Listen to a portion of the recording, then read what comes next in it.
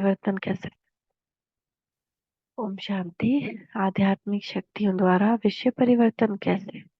निर्बल आत्माओं को शक्तिवान बनाने वाले सर्वशक्तिमान शिव बाबा बोले, स्वयं को अशरीरी अनुभव करते हो। इस शरीर द्वारा जो चाहे वही कर्म कराने वाले तुम शक्तिशाली आत्मा हो, ऐसे अनुभव करते हो। इस शरीर के मालिक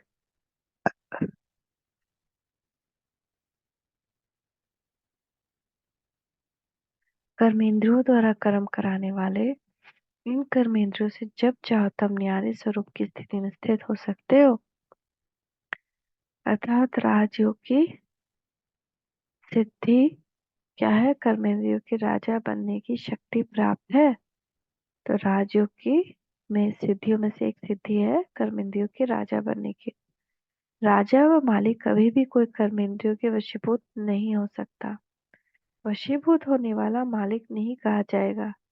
विश्व के मालिक की संतान होने के नाते आप विश्व के मालिक हो और बच्चे अपनी कर्मेंद्रियों के मालिक न हो तो क्या कहेंगे?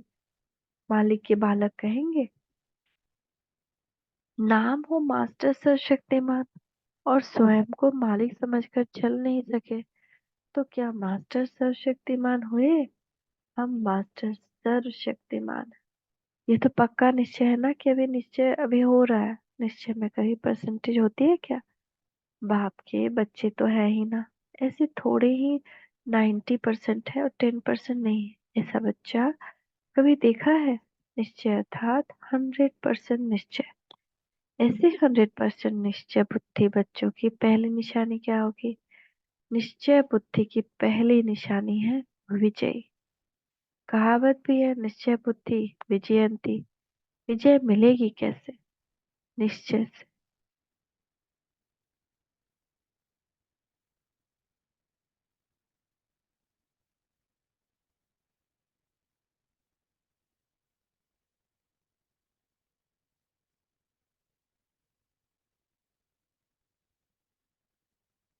मैं मास्टर सर्वशक्तिमान हूँ, यह स्मृति रहती है। स्मृति के बिना समर्थि थोड़ी आएगी। विजय होने का आधार है स्मृति। अगर स्मृति कमजोर होगी, निरंतर नहीं होगी और स्मृति पावरफुल नहीं होगी तो विजय कैसे होगी? तो पहले इस निश्चय को सदा स्मृति स्वरूप बनाना पड़ता है। चलते फिरते लौकिक ऑक्यूपेशन धंधा और लौकिक संबंध सदा स्मृति में रहती है ना। उस स्मृति से समर्थी आती है कि मैं ऐसे परिवार का ऐसे ऑक्यूपेशन वाला हूँ। वैसे ही जो मर्जी व ब्राह्मण जन्म का संबंध व ऑक्यूपेशन है, वो स्वयं का जो स्वरूप है वो सदा स्मृति में रहना चाहिए। स्मृति कमजोर होने के कारण विजय दिखाई नहीं देती है। विजय हो उसके को सिर्फ देखते हुए समय नहीं गवा, बल्कि विजय होने का जो फाउंडेशन उसको मजबूत रखो। कोई सोचे कि मार्ग तय करने से पहले मंजिल पर पहुंच जाए, यह हो सकता है?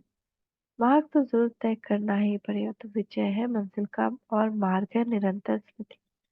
अतः इस मार्ग को तय कर रहे हो या इंतजार में ही हो कि मंजिल दिखाई दे, सदैव ये सोचना चाहिए कि मिली हुई गॉडली लॉटरी अगर पूरी काम में नहीं लगाएंगे तो खुशी व शक्ति का अनुभव कैसे करेंगे? कितना भी किसी के पास धन हो, लेकिन सुख की प्राप्ति तब होगी जब कोई यूज करेंगे। यूज न करे तो देखते हुए सिर्फ खुशी ही होगी।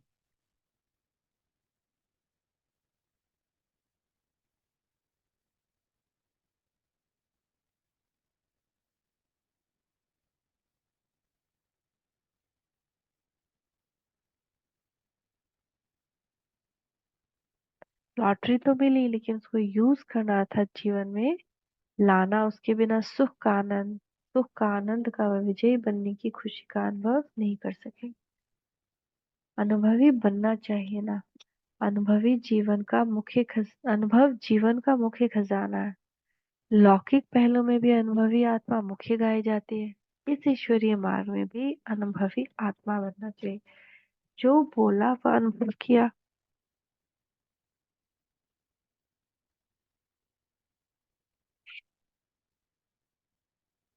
यह समझते हो कि मैं मास्टर सर्वशक्तिमान हूँ, परंतु क्या इसका अनुभव भी किया है?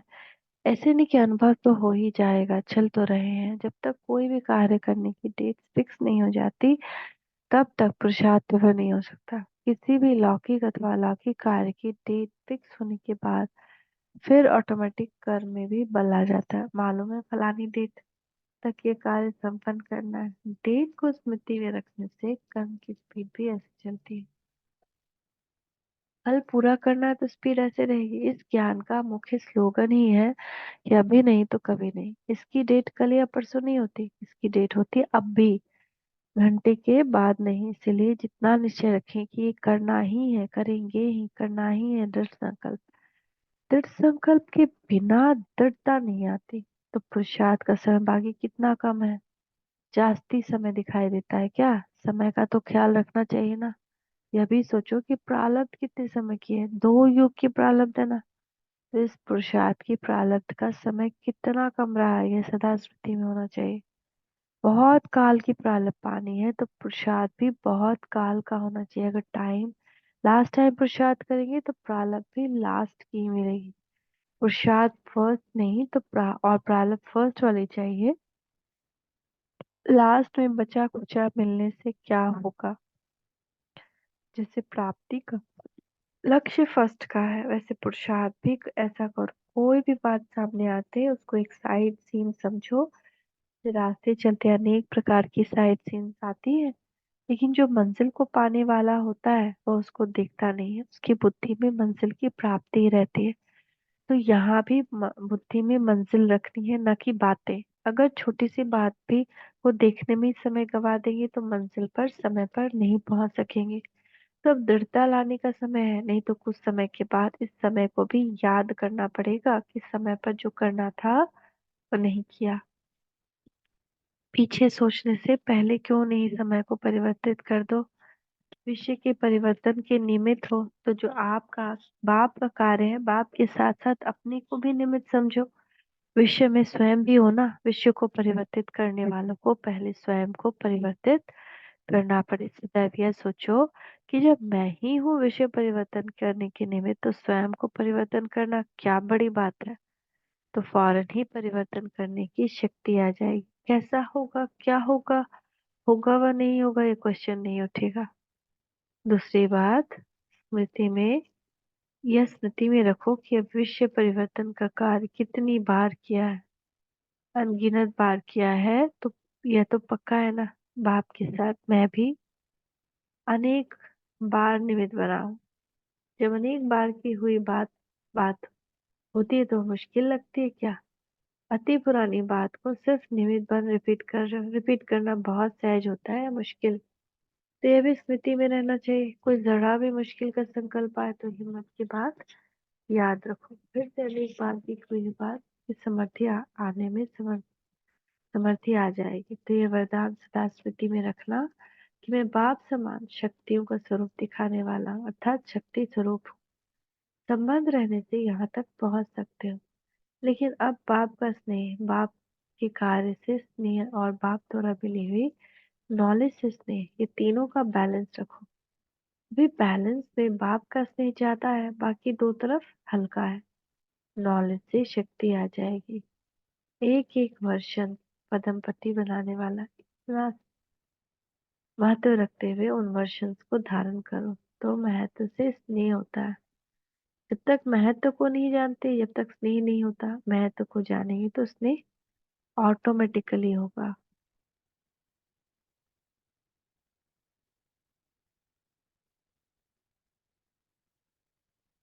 तो तीन चीज से क्या स्नेह रखना? बाप से स्नेह, बाप के कार्य से स्नेह, और बाप द्वारा मिली हुई नॉलेज से स्नेह। निश्चय बुद्धि विजयंती हो। अलौकिक जन्म हुआ, निश्चय बुद्धि हुए कि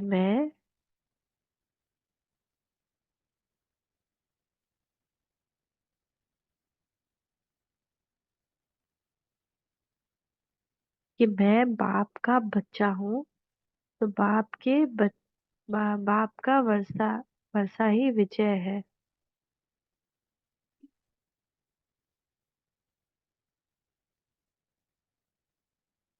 मास्टर सर्वशक्तिमान का वर्षा क्या होगा? शक्तियाँ। तो बच्चा बना अर्थात विजय बनना, विजय का तिलक स्वतः ही लग जाता, लगाना नहीं पड़ता। और वह है अविनाशी, अधिकारी तो हो गए हो ना। स्नेही और सहयोगी बनने की तकदीर अच्छी है। परिवार का परिवार एक मत हो जाए तो यह भी तकदीर की निशानी है। परिवार के सब साथी पुरुषार्थ की रेस में एक दूसरे से आगे निकलने की लगन में लगे हुए, हिम्मत से मदद स्वतः ही प्राप्त होती है वीरचंद को। ये तो मोहजित परिवार है, ऐसे मोहजित परिवार कितने बनाए।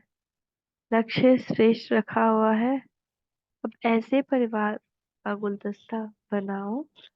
अगर 10-11 ऐसे परिवार हो जाए तो अहमदाबाद का नंबर आगे हो जाएगा। गुजरात को परिवार को चलाने का वरदान रामानुसार मिला हुआ है। लेकिन मोहजीत परिवार सब एक लगन में श्रेष्ठ पुरुषार्थ की लाइन में हो, ऐसा गुलदस्ता बनाओ। Thank you Baba, thank you. शुक्रिया बाबा, शुक्रिया। ओम शांति, ओम शांति, ओम शांति।